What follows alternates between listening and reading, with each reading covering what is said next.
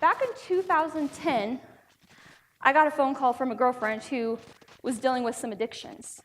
And she's like, hey, my therapist recommended this book, why don't you read it? I read it, and I'm like, oh my gosh, I need this treatment center because I have my own addictions. As I mentioned, my 20-year journey of digging holes in my face. For so many reasons, I just did it. But I just realized that I needed this treatment center. And I want to read you a journal entry that I wrote. It'll explain a little bit more about the addiction. March 30th, this is 2010. Tonight I received a phone call from a girlfriend who's been struggling with popping pills to numb herself out from uncomfortable feelings in her life. She mentions her therapist recommended a holistic treatment center. My ears perk up because I have my own addictions that are controlling my life. She tells me about a book called The Alcoholism and Addiction Cure, a funny title to resonate with me since I don't drink alcohol or do drugs.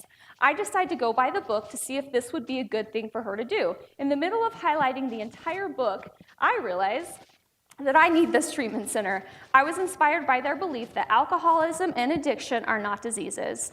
And some people in the room may disagree with that, and that's okay. There's a lot of different philosophies on that. They are behaviors that people become dependent on to deal with the uncomfortable feelings they don't want to feel. Once you identify the underlying conditions that are causing you to feel specific feelings, you won't need to do that specific behavior. This was very encouraging to me because I have been told in therapy I suffer from body dysmorphia disorder, anxiety, depression, and obsessive compulsive disorder. I was told that I couldn't make these conditions go away, but I would be able to effectively manage them. Well, what sounds better? Effectively managing them or making them go away completely? We call the center to find out we only need $78,000 to go to their center in Malibu, California. Fortunately, there's a cheaper location in Ventura, California, and that's $22,500. Now, really randomly from the universe, about a day or two before, I had received a check for $22,500. So do you think the universe was telling me I needed to go to this treatment center? I think so. One of the greatest decisions I have ever made in my life. It was a very holistic approach to treatment, acupuncture, hypnotherapy, psychotherapy, just so incredible. And I'm going to read one more journal entry on April 12th. By the way, this key is being present in your life, and I learned about being present in my life from being in rehab for 30 days. So, April 12th. Wow, 2 weeks have flown by, and I can't believe the day is here that I'm checking myself into rehab. How did my life get to this point? How does one become so desperate that they're willing to spend $22,500 on going to a treatment center for drugs and alcohol, and they don't even use drugs or alcohol? It's called addiction. It doesn't matter what your addiction is to. If it's controlling your life, consuming your thoughts and actions, and you feel there is no way to escape, you are dealing with addiction. My reason for choosing rehab is that I had addictions and behaviors in my life that were no longer serving me. One behavior that was all-consuming was digging holes in my face with tweezers. This may sound very weird to you, but it was truly a behavior that controlled everything I did. And by the way, it still kind of does, but that's okay, because I'm moving forward and I'm showing up every day. Like today, tonight I dug my face, today I dug my face. It's kind of how I deal with life. But it's okay, because it is curable, I think. There's things you can do for it. I just haven't chose the surrender yet. Anyway, okay. Before I would go to bed, most often, this was my favorite time of day for this behavior, I would examine my face very closely in the mirror and look for every tiny hair that I could see and pull it out. The problem is most hairs weren't long enough to get out, and I would dig until I could get them. It was such an amazing feeling of relief when the hair was gone from my face. And that's why I feel like it's such a strong addiction, is because when I get that hair out, I have the biggest sense of relief. Like it's euphoria, because they're evil. They cannot be in my face. The problem, I was also physically picking on myself for not being good enough or perfect.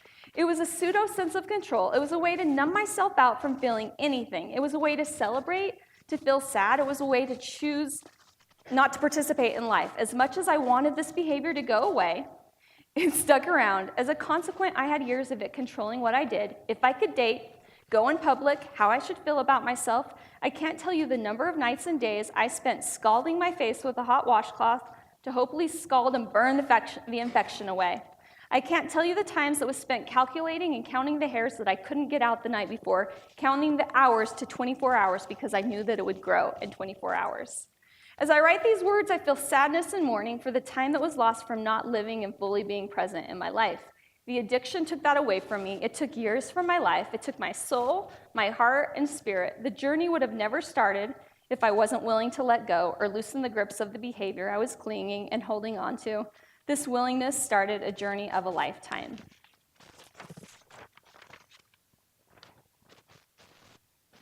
So while I was in treatment, I learned some amazing things. If any of you guys know me, my personality is crazy. Like, I'm type A, I have to do everything fast, I don't slow down. When I was at BYU, I went year-round, so I could start with the next thing. I did spring, summer. I don't like to slow down. It's my dad's fault. My dad is going through life so fast. He doesn't have a lot of patience, either do I, but I still love my dad. He is amazing. So they taught us this amazing concept called dragon walking. Now, dragon walking is where when you walk and you feel every bone in your foot going, and while you're going slowly, you pay attention to what's going on around you, and you can have people in this journey go with you. You're like actually paying attention to them, and you can serve their needs, and they can serve yours. Well, one day I was with my life coach, and we went on a hike to this beautiful cave, and on the way up, I was in front of everyone. I didn't even know where we were going. That's how fast I wanted to go. And the reason that I was going in front of everyone is I wanted to burn more calories so I would feel thinner, so I could fit in my clothes and I could feel better about myself. So we get up there, and he tells us, first of all, this really cool thing. He had us throw away our crap stick.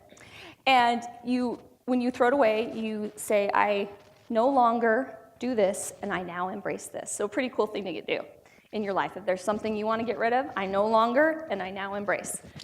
So he's like, I don't want you to talk on the way back on this hike. And on the way back, I was present to my life. And I saw the flowers, I saw the waterfalls, I saw the rocks. I totally paid attention, and I was not focused on chasing the future feeling. Because how many of us are wanting that future feeling? It's so amazing to be present in our lives right now.